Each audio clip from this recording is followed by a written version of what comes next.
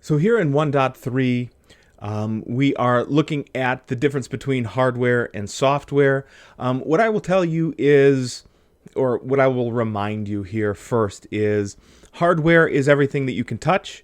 So it's the webcam, it's the light, it's the monitor, it's the keypad, it's the Apple Pencil. All of those things are hardware. Software is what we write to be able to interact between the two of those. So here I'm using QuickTime on my Mac to record these.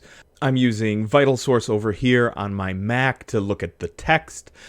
Those are pieces of software. What I will tell you is unique in your experience here inside of programming is going to be that Java is really here as one of, if not the only, language that you're going to see that gives you access on a hardware level to things. Now, it's not something necessarily that we're going to cover here in 240, so the intro to Java, and it's not even necessarily something that we would cover in advanced Java, but the way we use C++ is not necessarily going to be really easily translated into a hardware level. The way that we use JavaScript is certainly not something that we can translate into a hardware level. Java is interesting and unique because if you go to an industry someplace and you need to use a barcode scanner,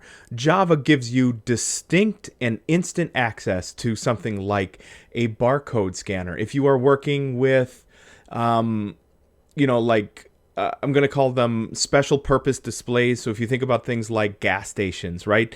I just came from a gas station, hence the example. And you have those displays that work with the input buttons on the left and the right.